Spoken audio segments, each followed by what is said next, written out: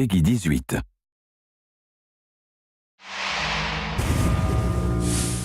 Hi everyone, my name's Alex Hutchinson, Creative Director on Far Cry 4. I'm Mark Thompson, I'm the Narrative Director on Far Cry 4. Nice to meet you. Nice to meet you as well, and welcome to Kyrat, our new fictional location. So in Far Cry 4, you step into the shoes of AJ Gale, who is returning to the country of his birth, initially just to scatter his mother's ashes before he gets caught up in what's essentially a civil war. Kyrat is a fictional place based somewhere in the Himalayas, inspired by places like Nepal and Bhutan, and a bunch of countries from that part of the world. So looking out there, one of the core things of any open world game, that sort of excitement and mystique and hope of an open world is, what is all that smoke coming from? What temples are out there? What secret locations? So we've peppered the world with different places to find, all of them filled with loot and secrets and collectibles and all that good stuff. And of course, the open world of Far Cry is densely populated with a variety of different animals, beasts. And also that's some kind of yak. I don't even know what that animal was. Yak, I believe. Is it yak? With next-gen fur. Next-gen fur, that's true. Individually modeled hairs. So you see here with the eagle, you won't see it in this demo, but you can be attacked from above for the first time in a Far Cry game. So we've tried really to play with verticality, to have threats above and below you. And obviously you can still get involved in the ecosystem of the animals and hunt. And you can throw bait now. Yes, to attract animals. Yeah, and stuff like the eagle stealing the morale of the goat. Like, it isn't scripted, that's just what happens at the intersection of those two different AI systems talking to each other. The goal being that every player tells themselves a different story, that they get different surprises, that they have a different story to tell their buddies when they come to work the next day or go back to school or whatever. So there are a bunch of new tools in Far Cry 4, one of which you'll see here is the grapple. We wanted to make something that allowed you to clamber over those annoying cliffs you sometimes came across in Far Cry 3, and something that would also lean into the much more vertical, much more mountainous regions we were building in this game. And that was a pretty simple example, but the level designers get pretty crafty with the setups.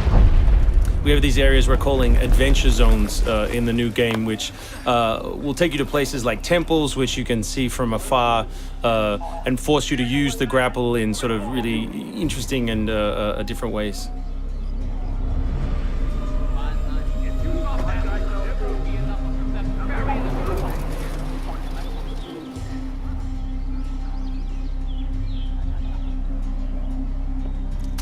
The auto crossbow is a new stealth weapon that we've introduced for Far Cry 4. It adds a little more versatility than the bow did in Far Cry 3. Obviously it sacrifices the long range for rapid fire, but it's still a super useful stealth weapon.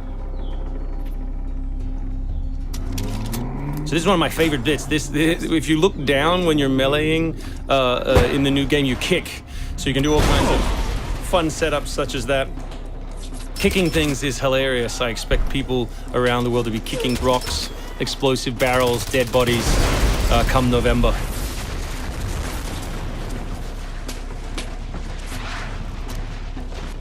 Our goal really was just to provide as many tools as possible, whether vehicles or animals or weapons or goofy stuff, and let people fit them together any way they want. Yeah, and we've snuck a few features in that fans of Far Cry 3 I think are going to be surprised by. Drive and shoot. Yes.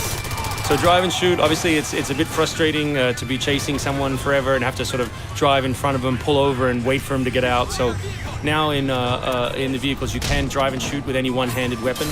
And you can also do driving takedowns from any vehicle, which I really like. So this idea of leaping from your vehicle into another vehicle, do horrible things to them, boot them out the side, and then continue on your merry way. You can now deliver death without even leaving your seat. So wingsuit is still here, and it's really cool, as you see, and actually when the space became more vertical, it actually became more fun. The mountainous environment means that there's a lot more wingsuiting to be found. And hopefully you won't get it before the middle of the game. You will. Hopefully you will get it before the middle of the game. That's the current plan. But we are many months away from watching you guys abuse us online. Means that there's a lot more wingsuiting to be found. And hopefully you won't get it before the middle of the game. So here you'll get a look at elephants.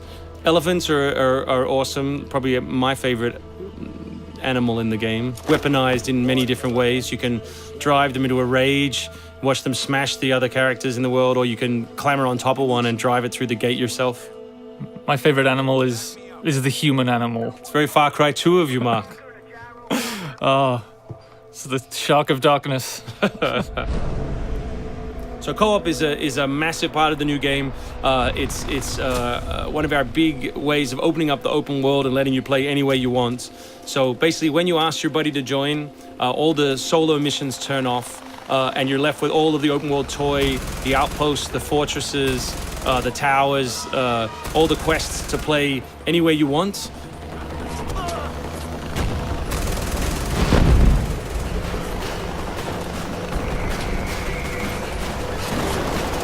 All right, let's do this. What do you think of the Buzzer, Mark, which is a small one-man helicopter? It's very red. No, but it's cool because it gives like this almost like developer perspective on the world. Like you normally in Far Cry 3 you could never really see an outpost, or you couldn't engage with an outpost from this kind of vantage point, which is really cool. So the outposts from Far Cry 3 were like the template for the fortresses. They're kind of like bigger, better, more badass version of the outpost to More badass. to paraphrase Cliffy B. Badassitude. So imagine charging that vehicle, atop the elephant as opposed to just watching it happen. We spent a lot of money on that feature. A lot of money. Perhaps we could have put that in a video. Very expensive. So thanks everyone for watching. We really appreciate your time, and we look forward to showing you a whole lot more gameplay in the coming months. The game ships, of course, November 18th worldwide on PS3, PS4, Xbox 360, Xbox One, and PC.